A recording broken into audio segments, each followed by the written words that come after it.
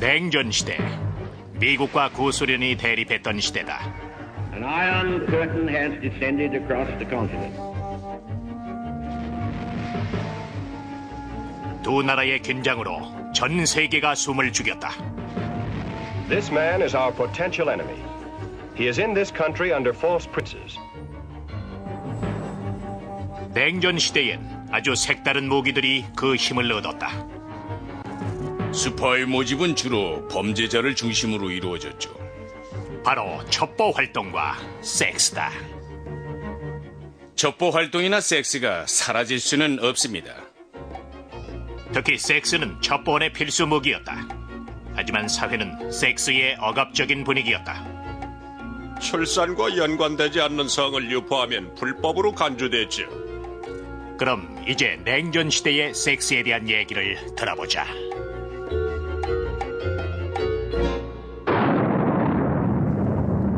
바로 이 사건으로 냉전 시대의 막이 올랐다. 핵무기 경쟁이 시작된 것이다. 1945년 7월 16일 뉴멕시코의 알라모고도에서 최초의 원폭이 터지면서 세계는 새로운 시대에 돌입한다. 그리고 전 세계가 두 개의 체제로 나뉘어 40년 이상 대치하게 된다. 누가 세계를 지배할 것인가? 서방 세계일까? 동구의 공산 체제일까? 원자폭탄의 탄생으로 전 세계는 공포에 휩싸였고 열강들은 기술 개발에 열을 올렸다. 냉전은 종종 벌어지는 평범한 일이 아니라 정말 끔찍한 악몽이었습니다. 모두 공포에 질려 불안에 떨었던 시대였어요. 냉전의 불안은 미국 사회 곳곳에 퍼져 있었다. 정보기관뿐만 아니라 시민들 속에도 적의 스파이가 활동하고 있다는 얘기들이 떠돌았다. 어느 사회나 성생활, 성에 대한 태도는 시대의 사회 정치적 분위기에 따라 영향을 받게 됩니다. 그리고 냉전으로 러시아뿐만 아니라 이웃들까지 의심하게 됐죠. 냉전 시대는 자본주의와 공산주의가 대결한 이념의 격전장이었다. 소련은 사활을 걸고 냉전에서 승리하려 했고 섹스도 승리를 위한 무기의 하나가 됐다. 냉전 시대의 우리의 요원들은 작전 수행을 위해서 필요하다면 상대를 침대까지 끌어들였습니다. 조국과 공산체제의 승리를 위해서라면 모든 가능한 방법을 다 사용을 했죠. 섹스도 이 모든 가능한 방법들 중에 하나였다. 비밀을 캐내기 위해 상대를 유혹할 때 섹스만큼 강력한 무기가 없었다. 섹스는 인류의 탄생과 함께 시작됐습니다. 성경책을 봐도 알 수 있어요. 창세기에 아담과 이브가 등장할 때부터 나옵니다. 섹스는 늘 비밀을 캐내는 데 활용돼 왔다. 하지만 각국 정부가 과학과 심리 그리고 성 분야에 대대적인 투자를 시작한 것은 냉전 시대가 막을 올리면서부터였다. 미국 FBI와 CIA, 소련 KGB, 동독 스타지, 그리고 영국의 MI5 등의 정보국들이 섹스를 무기로 이용한 것이다. 첩보 활동이나 반공작 활동을 위해 이용하는 장비들은 아주 다양합니다. 도청 장치, 첨단 카메라, 추적 장치들이 대표적인 도구들입니다. 하지만 그것들은 보조 장치에 불과하지요. 진정한 스파이 활동은 인간관계를 주도하는 겁니다. 목표물로 삼은 인물의 마음속으로 들어가는 겁니다. They want to know when the plane will leave, where they are going, how many and what type of aircraft will be involved. But Victor, that's classified information. If you really love me, you will do this for me. 서방 정부들은 교육용 영화까지 만들어 국가 기밀을 다루는 군인이나 국방부 관리들에게 적국 스파이들이 정보를 빼내기 위해 섹스를 활용하다는 사실을 알렸다. 당시 공산국가의 남자 첩보원들은 로미오 혹은 까마귀, 여자 첩보원들은 제비라 불렸다. 소련에 첩보원의 섹스 기술을 가르치는 학교가 있다는 소문까지 나돌았다. 당시 소련에 대한 근거 없는 소문이 아주 많았어요.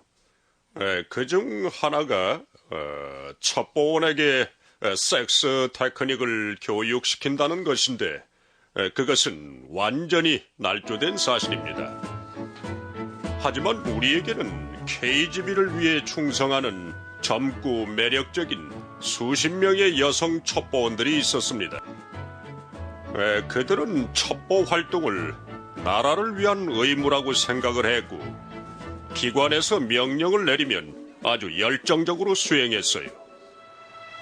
공산권 국가에서는 군인들이 원하지 않더라도 어느 날 갑자기 스파이가 되도록 협박을 받을 수도 있었다. 정보국은 아주 은밀하게 덫을 만들어 놓고 기다리다가 부적절한 순간을 몰래 찍거나 도청을 한 후 가족이나 이웃 혹은 회사에 알린다며 올가미에 걸린 당사자를 협박했다. 협박을 벗어나는 길은 스파이가 되는데 동의하는 일뿐이었다. 그들은 사실 자신들의 모든 것을 조국을 위해 바쳐야 한다고 생각한 군인들은 아니었습니다. 겉으로 보기에만 충성스럽게 보일 뿐이었죠. 상대의 비밀을 캐내는 효과적인 방법은 무엇일까요? 사람들은 보통 이성에게는 경계심을 덜 가지는데 이 점을 이용할 수 있겠지요. 냉전은 이념이 대결하던 격전장이라고 할 수 있죠. 당시 KGB나 스타지는 작전을 위해 충성을 다 바칠 수 있는 인물들을 첩보원으로 고용합니다. 자신의 육체조차 첩보 활동에 이용할 수 있는 인물들을 끌어들였어요. 공산국가의 달콤한 덫으로 분리된 작전들에선 국가 기밀을 다루는 남자들을 유혹하기 위해 여자 첩보원들이 활약했다. 이를 대비하기 위해 영국 정부는 교육용 영화까지 만든다. Oh, yeah? What's this then? What is this? Who the hell took this? Oh, why, for God's sake? Let us go for a little ride, and I will tell you. Get in. 물론 기밀을 캐내기 위해 여자를 끌어들여야 할 경우도 있었다. 이런 경우 공산국가의 정보기관들은 남자 첩보원들에게 이 임무를 수행하도록 했다. Make yourself comfortable. I'll be right with you. 먹잇감이 된 상대가 누구냐에 따라 상대를 유혹하는 방법이 달랐습니다. 하지만 덫에서 벗어날 수 없다는 점에선 모두 똑같았지요. 남자 첩보원을 가장 잘 활용한 정보국이 동독의 스타지였다. 스타지는 적국의 정부기관이나 대사관에서 일하는 미혼 여성을 포섭하기 위해 남자 첩보원을 적극 활용했다. I think I need an aspirin. It's Victor. He's in trouble. The communists are going to kill his mother unless I help him. 공산국가의 정보기관들은 작전을 성공시키기 위해 가능한 모든 수단을 다 동원했습니다. 도청이나 비밀 촬영, 추적은 아주 기본적인 기술에 속했죠. 동독 정보기관이 작전 수행에 필요한 먹잇감을 찾기 위해서 자국의 한 건물에는 방마다 비밀 카메라를 설치해뒀다는 보고도 있었어요.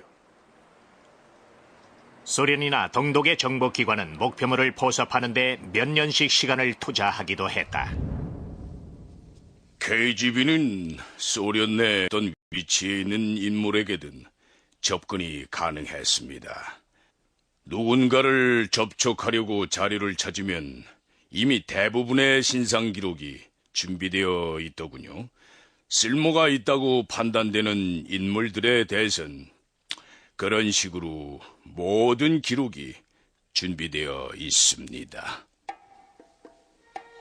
어떤 인물들은 단 한 번의 협박 편지에도 손쉽게 넘어간다. 냉전 때만 해도 동성애는 영국에서 불법 행위로 취급받았다. 물론 미국에서도 상황은 비슷했다. 당연히 KGB는 동성애자들을 작전에 협력할 목표물로 선택했고 그들을 협박해서 정보를 빼내려 했다. 소련 주재 영국 대사관에 근무하던 존 바셜도 그 희생양 중에 한 명이었다. 1955년 소련의 첩보원이 그와 친분을 맺은 후 어느 날 밤 존을 약에 취하게 만든다. They helped me to take my clothes off. And it was just, one had no willpower in knowing what to do. You just, one of them later, apparently, he was taking photographs of me. In homosexual practices? Yes. I didn't know what was going on. I couldn't explain to you now exactly what went on because he did more than one thing. Different things were performed on me. I did suddenly realize that that the trap had been sprung. This was the moment of reckoning, I suppose you would say. 바샬이 포섭당했다는 사실을 전혀 몰랐던 영국은 그를 런던에 있는 해군 정보성으로 전출시킨다. 6년 후 바샬은 잠수정과 음파 탐지기 기술에 관한 극비 정보를 빼내어 소련으로 보낸다. 공산국가의 정보기관들은 섹스 첩보전을 대개 이런 식으로 추진했다. 그들이 접근을 시작하면 누구든 벗어나기 힘들죠. 심경에도 변화가 일어납니다. 그들은 목표로 삼은 상대의 생각을 바꾸는 일부터 시작합니다. 먼저 신뢰를 얻으려고 합니다. 그리고 부담을 주지 않으면서 상대가 안심을 하게 만듭니다. 바샬의 경우는 섹스 첩보전의 놀라운 효과를 단적으로 보여주었다. 바샬이 체포됐을 때가 생각나는군요. 제일 먼저 자신의 연인 걱정부터 하더군요. 그리고 마지막까지 연인을 보호하려고 했죠. 자신의 동성애 연인이 자신을 첩자로 유인했다는 걸 알고 있는데도 말입니다. 바샬은 여전히 그를 사랑했었고 그를 보호하려고 했습니다. 하지만 섹스 첩보전이 늘 성공적이었던 건 아니었다. 1963년 KGB는 인도의 스카르노 대통령을 포섭하려다가 망신을 당한다. 소련 방문 마지막 날 스카르노가 KGB를 방문했죠. 그런데 KGB에서 스카르노가 여성들과 즐기는 사진들을 내밀었어요.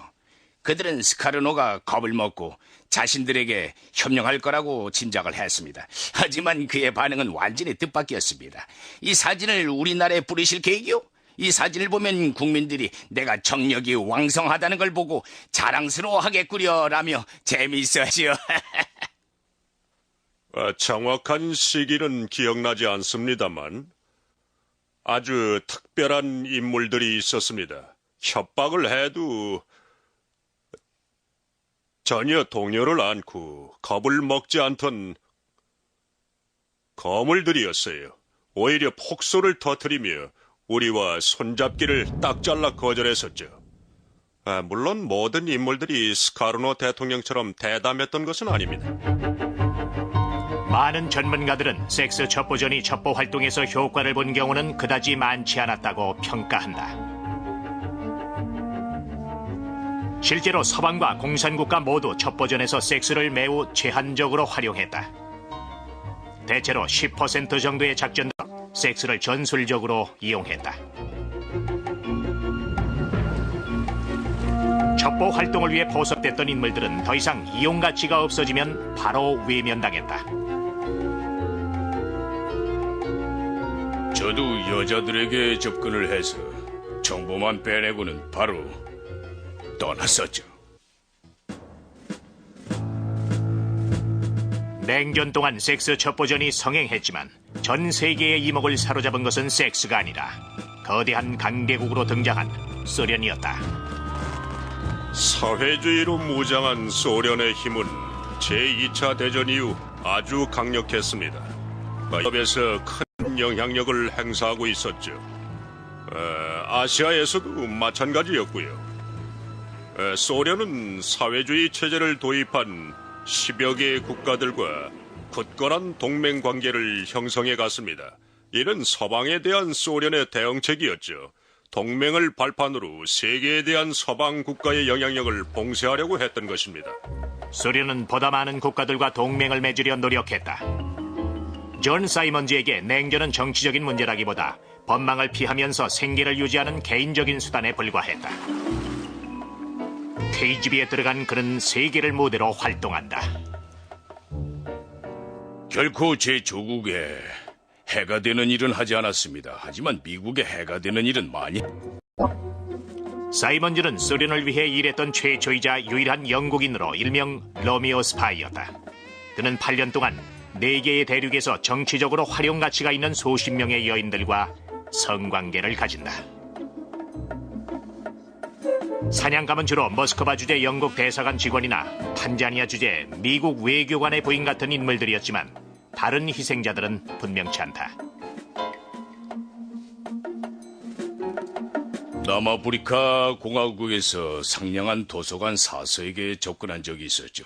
비서나 사서들은 예상 밖으로 많은 정보를 가지고 있습니다. 사이먼즈에게 대부분의 여성들은 큰 경계심을 드러내지 않았고 그에게 청소부를 유혹하라는 명령이 하달되기도 했다. 그 여자의 장소나 CIA 국장실을 아니면 대사 집무실 같은 곳을 청소했겠죠. 그래서 우린 그 여인을 포섭하려고 했습니다. 1972년 런던 경찰관이었던 사이먼즈는 뇌물수수 혐의로 기소되지만 재판을 받지 않고 도주한다. 자신을 기소한 사람들에게 분노를 느낀 사이먼즈는 공산국가를 위해 일하는 첩보원이 된다. 여러 개의 여권을 소지한 채 다양한 신분으로 위장했다. 저는 어떤 때는 프랑스계 캐나다인인 화학과 교수 장자크 보르드로 생활을 하다가 존 프리몬이 되기도 했죠. 그리고 에디 허버트 등 많은 이름을 사용했습니다. 사이먼즈의 KGB 암호명은 스캇이었다. 그는 주로 동구권의 휴양지에서 활동을 했어요. 그들은 해변 휴양지에서 주로 서방인들을 대상으로 표적을 물색하고 다녔는데 필요하면 그가 투입됐습니다. 표적을 포섭하기 위해서 말입니다. 여자를 유혹하는 일이 좋았어요. 플레이보이라는 말을 듣기도 했죠. 대부분의 로미오 스파이와 마찬가지로 사이먼즈도 평범한 외모의 소유자였다. 하지만 주어진 임무를 완수해내는데 비상한 재능을 지니고 있었다. 상대를 속이는데 능수능란했던 것이다. 제가 전설적인 인물이 된 것은 여인들의 특성을 잘 파악했기 때문일 겁니다. 그런데 학구적인 척 위장하는 일이 가장 어렵더군요. 사이먼즈는 주로 표적을 포섭하는 전형적인 첩보원이었죠. 첩보자는 남녀 요원을 잘 활용해야 합니다. 표적이 여성이라면 호감을 살 만한 남자 요원을 찾는 게 좋습니다. 그들은 미국 여성들이 제게 호감을 가질 거라고 판단했겠죠. 확실히는 모르지만 제가 영국인이었기 때문인 것 같습니다. 어쨌든 제가 포섭해야 할 표적들은 대부분은 미국인이었습니다. 사이먼즈는 특별 훈련을 받았다고 주장한다. 그를 훈련시킨 사람들이 그의 섹스 테크닉을 향상시킬 필요가 있다고 판단한 것이다. 결과적으로 보면 그는 성공적인 작품이었다. 섹스 가르치려면 1대1로 해보는 수밖에 없습니다. 사진이나 영화를 보고 배울 수는 없으니까요. 그들은 저를 가르치기 위해서 아주 매력적인 여인들을 보내주었습니다. 사이먼즈 같은 로미오 스파이들은 직접 기밀 정보를 빼내진 않는다. 사람을 포섭해서 정보를 빼내는 일을 하는데 성관계를 맺는 것은 의심을 받지 않고 상황을 주도할 수 있는 완벽한 방법이 됐다. 먼저 표적이 된 여인의 생각과 주변의 인간관계를 파악하죠. 그리고 나서 점자리를 가지게 됩니다. 그런 다음 3단계로 넘어가서 여인의 마음을 사로잡는 겁니다. 일생 동안 기다려왔던 이상적인 동반자를 만났다고 생각하도록 만들어야 합니다. 그렇게 되면 그 여인을 마음대로 조종할 수 있게 되죠. 사이먼즈를 이끈 힘이 조국의 이념 혹은 돈이나 자기 만족 중 그 무엇이든지 간에 그가 첩보 활동을 위해 맺은 성관계는 희생자들이 받은 상처에도 불구하고 쉽게 정당화됐다. 전 그 여인들의 친구였어요. 그들은 저의 사랑을 갈망했죠. 저도 사랑을 호소했습니다. 그 여인들을 유혹해서 농락하진 않았습니다. 이같이 부드러운 로미오식 공작은 냉전 시대에 준괴했던 성행위 장면을 찍어 노골적으로 협박하는 것이 최상의 방법만은 아니라는 걸 시사하고 있다. 협박을 받은 인물들은 대개 어쩔 수 없이 시키는 대로 합니다. 당연히 협박을 받은 사람이 제공한 정보가 얼마나 믿을 만한지 생각해 볼 필요가 있죠. 더구나 군사정책 계획 같은 확실한 정보만 가치가 있습니다. 협박받은 사람이 제공한 정보는 잘 활용하지 못할 때가 많죠. 존 사이먼즈가 여러 작전에 참여했을 수도 있지만 그가 KGB의 검을 첩보원은 아니라는 주장도 있다. 존 사이먼즈가 중요한 첩보 작전에 관여했던 적은 한 번도 없었습니다. 사이먼즈는 아주 평범한 첩보원에 불과했다는 걸 명심하세요. 사이먼즈가 로미오 스파이로 활동했다는 사실은 1999년에 서방 세계에 입수된 KGB의 1급 기밀 문서인 미흐트로킨 기록에서 확인됐다. 거기에 사이먼즈가 소련 첩보원에게 중요한 작전 정보를 제공했다고 기록돼 있다. 유리 안드로포프 KGB 국장이 사이먼즈의 활동 사항을 전달받은 적도 있었다. 저는 사이먼즈가 사람들을 포섭하는 활동을 했다고 믿습니다. 영화에서와는 달리 사이먼즈의 스파이 활동은 영광스럽게 끝나지 않았고 공개적으로 그를 수사하지도 그의 검거 사실이 알려지지도 않았다. 1980년 사이먼즈는 해고당했다. 그가 해고된 두 가지 사유가 미흐트로킨 기록에 언급됐는데 건강이 나빠지고 정서적으로 불안하다는 것이었다. 전 잘 해냈어요. 첩보는 가장 멋진 직업입니다. 사이먼즈는 런던으로 돌아가서 거의 10년 전에 자신에게 부과됐던 혐의와 마주했다. 그는 뇌물을 받은 혐의로 2년형을 선고받았다. 이제 아주 오래전에 평범한 사람으로 돌아갔다. 그리고 표적이 됐던 여인들에게 심적인 고통을 준 것에 대해 유감스럽게 생각하고 있다. 옛 여인들이 저를 만나고 싶다는 편지를 보내왔습니다. 저도 마음이 편치 않아요. 착한 여인들이었기 때문입니다. 제가 그 여인들의 한 부분을 차지했다가 훌쩍 떠나버렸죠. 존 사이먼즈 같은 스파이들의 표적이 됐던 여인들만이 냉전 시대에 성적으로 피해를 당한 것은 아니었다. 평범한 시민들에게도 섹스는 때때로 정치적인 충성심을 판단하는 기준이 됐다.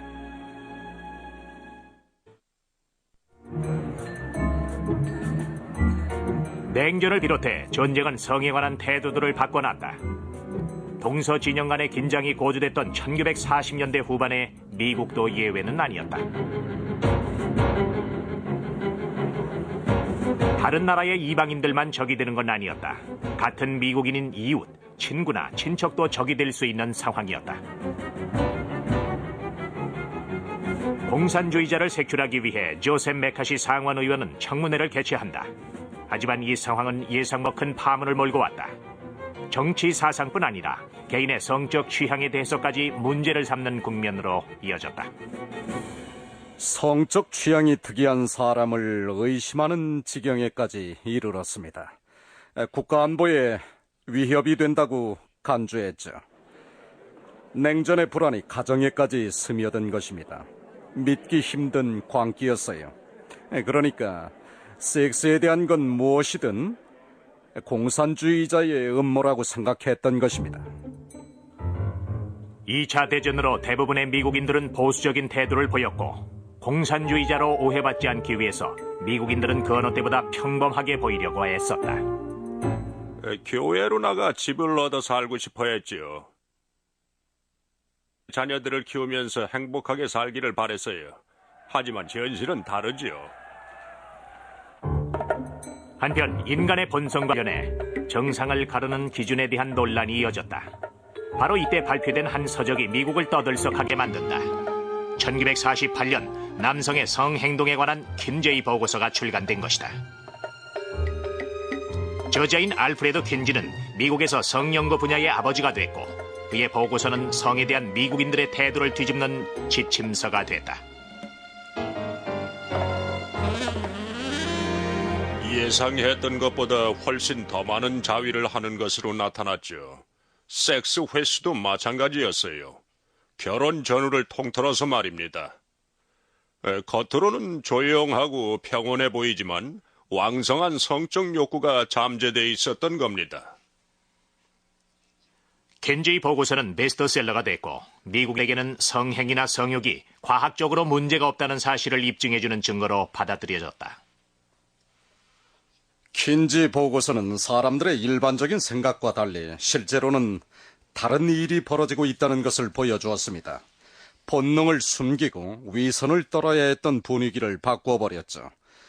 절반가량이 결혼 전에 성관계를 가진 것으로 나타났는데 그들은 그런 사실을 그동안 숨겨야 했습니다. 켄지 보고서는 후보 국장을 당황하게 만들었다. 그가 공산주의를 몰아내는 싸움을 주도하고 있었기 때문이었다. 후보 국장은 미국의 침실 어딘가에서 반국가적인 일이 벌어지고 있다고 믿고 있었다. 어떤 형태의 성관계든 출산을 목적으로 하지 않거나 혼인하지 않은 관계에서 이루어지면 의심을 받거나 대개는 불법이죠. 대부분의 주에서 혼외 정사는 형사처벌 대상이었습니다. 성이 탄압을 받고 있었던 겁니다. 킨지는 동성애에 관한 조사도 실시했죠. 그는 게이라고 인정한 사람들을 바탕으로 미국인의 4~5%가 동성애자라고 주장했습니다. 그리고 10에서 15% 정도는 동성애를 경험한 것으로 나타났죠. 냉전의 위기가 고조되면서 시민들은 자신들이 누명을 쓰고 억울한 희생양이 되지 않을까 두려워했다. 자연스럽게 주류 사회가 인정하지 않는 성행위를 선호하는 남녀가 표적이 됐다. 협박에 쉽게 위협을 느끼는 사람들을 표적으로 선택을 했습니다. 문제를 해결하는 아주 간단한 방법이죠. 해결책은 똑같아요. 복잡한 문제에 대해 아주 단순하게 대응하는 겁니다.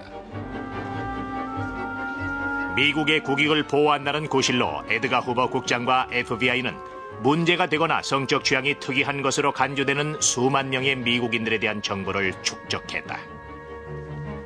그 명단엔 동성애자뿐만 아니라 동거인, 그리고 매춘 여성과 성관계를 가진 남자들까지 포함됐다.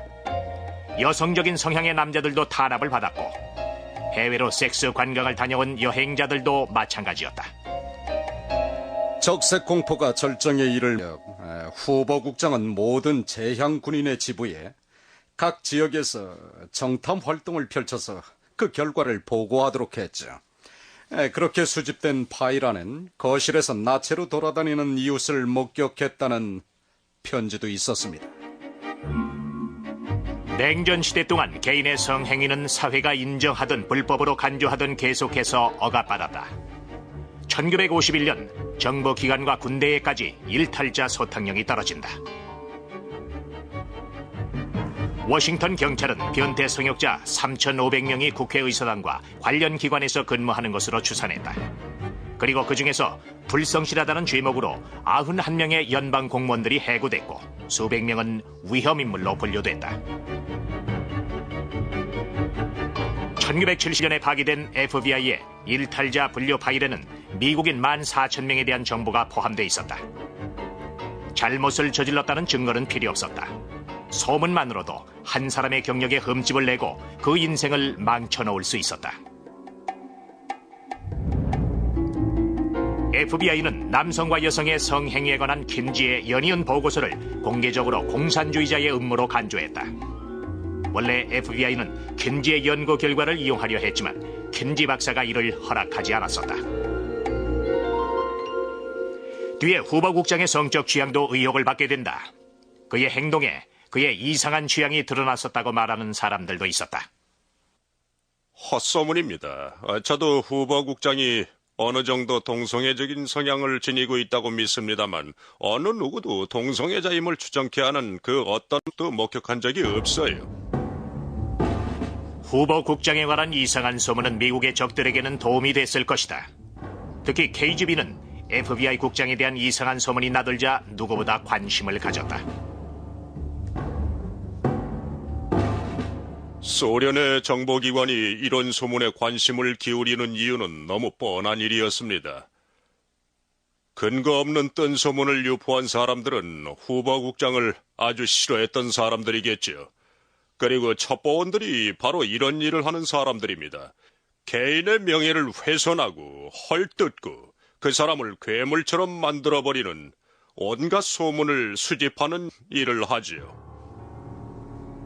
냉전은 성을 미국과 적, 선과 악, 정상과 비정상을 판별하는 정치문화적인 척도로 만들어버렸다.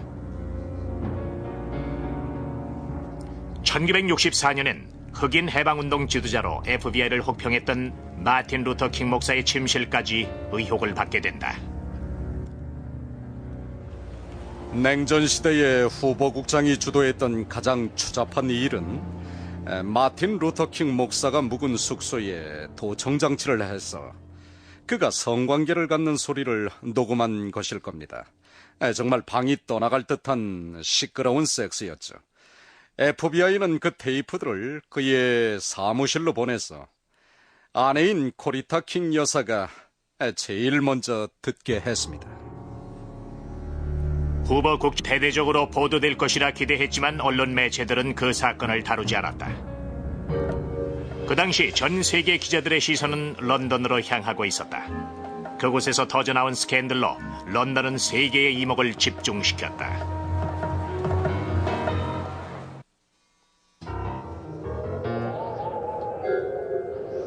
냉전 시대 동안 전 세계에서 섹스를 활용한 첩보전이 벌어졌다. 그리고 그 중심에 영국 런던이 있었다. 냉전 시대 때 소련의 스파이들은 활동 무대로 런던을 아주 선호했습니다. 접선 장소로 런던의 지하철을 주로 활용했죠. 군중들 속에서도 미행자가 있는지를 잘 식별했고 또 미행자를 따돌리기도 아주 쉬웠으니까 말이죠. 소련의 첩보원들은 접선을 하기 전에 공공장소의 벤치나 등에 분필 표시를 남겼다. 스파이들은 정보 수집이 끝나면은 공공장소를 한 군데 골라 분필 표시를 해서 정보를 넘겨주곤 했습니다. 하지만 첩보원들만 활약한 것은 아니었다.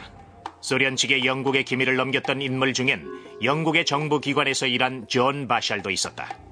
그는 자신의 소련인 연인을 위해 소련에 협력했다.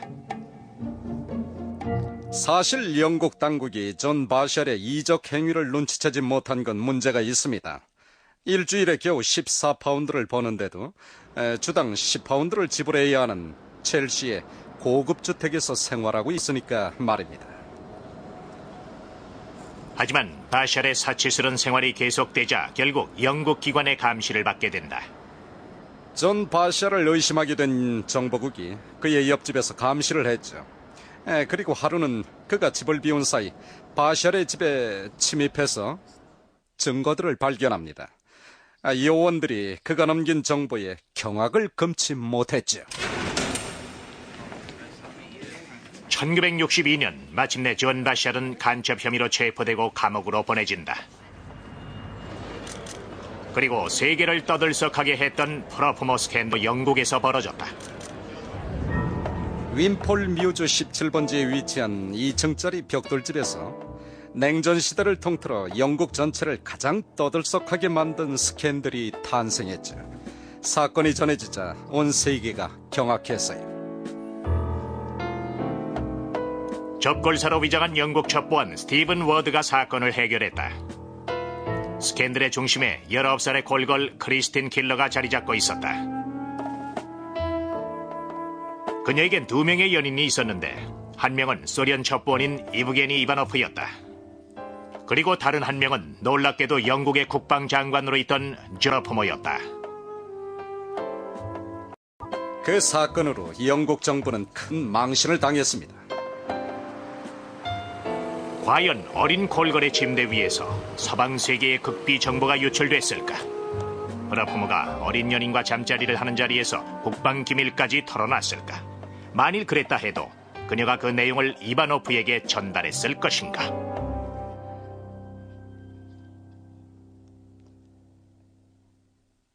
크리스틴 킬러는 모든 걸 인정했죠. 윈폴 뮤즈 17번지에서 두 사람과 잠자리를 했다더군요.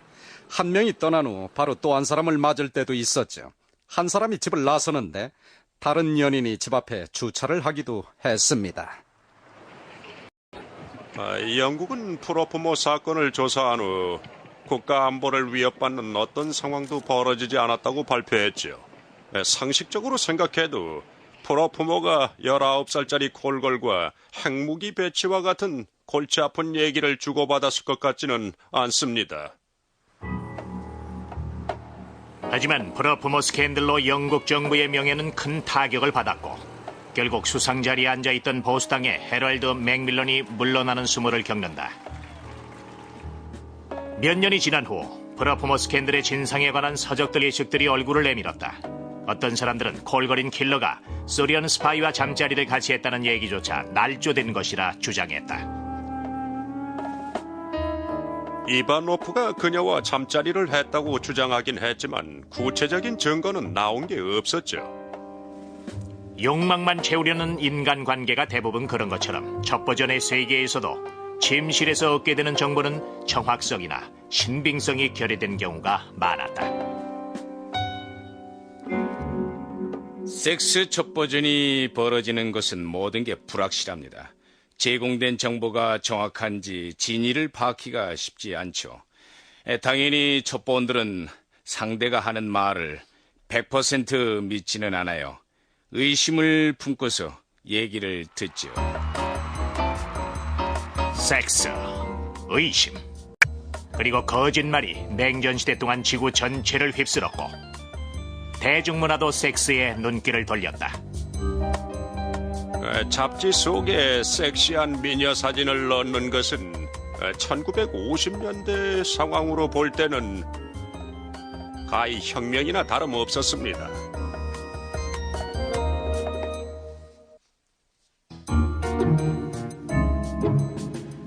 냉전이 서방과 공산 진영 간의 충돌이었던 것만은 아니다.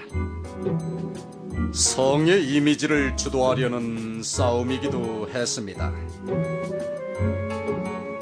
이 싸움을 주도한 매체들은 잡지, 서적, 텔레비전, 그리고 영화였다. 우리는 현실을 직시하지 못했죠. 텔레비전의 영향이 컸습니다. 모두들 방송에 나오는 걸 현실로 받아들이고 따라하려고 했죠. 텔레비전 쇼에 등장하는 부부들이 특정 상표의 침대를 하나 사용하면 모두들 그 침대를 부부의 필수품으로 받아들였다. 인간의 삶에는 또 다른 중요한 부분이 있어요. 그것 또한 우리의 일생에서 없어서는 안 될 요소입니다. 이렇게 휴 해프너가 창간한 잡지는 냉전 시대에 커다란 파문을 몰고 왔다. 플레이보이를 통해 섹스는 우리 삶의 본질적인 부분임을 말하고 싶었습니다. 단순히 종족 보존을 위한 행위가 아니라 보다 고차원적인 행위입니다. 섹스는 자아를 깨닫고 의사를 전달할 뿐 아니라 오락의 기능까지 할 수가 있죠. 플레이보이는 핵무기에 대한 공포를 잘 활용했습니다. 죽음에 대한 공포를 섹스로 관심을 돌리게 만들었죠. 젊은이들은 플레이보이에 열광했지만 미국 사회의 입장은 달랐다. 윤리위원회의 심의에 따라 플레이보이는 2등급 우편물 승인도 못 받았었죠. 우리는 소송을 제기할 수밖에 없었습니다. 이 일로 전 FBI의 감시 대상으로 기록됐죠. 많은 오락 매체들도 섹스를 표현했지만 여전히 은밀하게 표현되는 경우가 많았다. 만화책이 변태 성욕자를 만들고 있다는 얘기도 있었습니다. 배트맨과 로빈이 동성애자라거나 원더우먼이 순진한 소녀들을 레즈비언으로 되도록 부추긴다는 얘기도 떠돌았습니다. 트로이의 헬렌이란 만화 표지가 있었는데 그 만화는 표지에 유두가 돌출된 주인공의 모습을 실었죠. 성을 은밀하게 표현함으로써 검열의 눈길을 벗어나는 경우도 있었다. 공포 영화들은 당시 상황의 반영이나 다름없습니다. 역사적으로 볼 때 공포 영화는 성의 억압과 연결돼 있죠. 뱀파이어나 늑대 인간은 실제로 강한 성적 욕망을 표현하고 있습니다. 1961년이 되면서 대중들은 영국의 소설가 이안 플레밍이 만들어낸 섹스 심벌에 매료당하기 시작한다. 바로 007이다. 이안 플레밍은 은밀하게 욕망을 충족시켜주려 했고 그 의도는 성공적이었습니다. 그는 섹스가 그 자체로 의미가 있다고 생각했고 그것을 제임스 본드를 통해 표현한 것입니다. 007이 변태 성욕자로 공격받지 않는 이유는 현실감 있는 적들과 싸웠기 때문이다. 하지만 작가의 의도는 달랐다. 그가 당시의 시대적 상황이었던 냉전 체제를 담아내려고 첩보원을 주인공으로 선택했던 건 아닙니다. 그가 자신의 작품에서 표현하고자 한 것은 서대한 바로 자신의 입장이었죠. 그것을 통해 사회에 변화를 주고 싶었던 것입니다. 이를 위해 탄생시킨 것이 번드걸이다. 만일 번드걸이 등장하지 않았다면 크게 남성 관객들을 끌어들이지 못했을 것이다. 남자들은 본드걸과 잠자리를 가지는 제임스 본드를 질투했을 겁니다. 007을 보고 나서 동료들이나 저는 007이 첩보 활동을 너무 가볍게 다루었다는 생각을 했습니다. 아주 중요한 일인데 말입니다. 첩보 활동의 중요성과 영향을 아주 우습게 취급해버렸죠. 제임스 본드가 등장하는 007 영화들은 너무 과장이 심합니다. 실제로 우리 첩보 활동은 아주 지적인 일인데 말입니다. 사실 첩보원은 질투가 아니라 동경의 대상이다. 본드걸 같은 첩보원을 만난 적은 없습니다. 아내한테도 그런 일이 생기면 알려주겠다고 했죠. 1989년 베를린 장벽이 무너지고 2년 뒤 소련 연방이 해체되면서 냉전도 끝이 났다. 냉전 시기 동안 많은 것들이 변했지만 섹스는 변함이 없었다. 당시 치열한 보전을 벌였던 양진영의 첩보원들은 섹스가 전쟁을 승리로 이끌 수도 있다고 믿고 있다. 우리 인간이 사랑에 빠지는 것을 피할 수 없는 한 그런 첩보 활동은 효과가 있습니다. 효과가 있는 한 정보기관들은 섹스 첩보전을 계속할 겁니다. 사람이 관계를 맺지 않고 살 수는 없으니까요. 인간의 욕망이 사라지지 않는 한 그것은 계속될 겁니다. 섹스는 강력한 힘을 가지고 있어요. 세계를 움직이는 힘이나 마찬가지죠. 이성을 사로잡는 무기입니다. 노골적인 부분은 편집하시겠죠?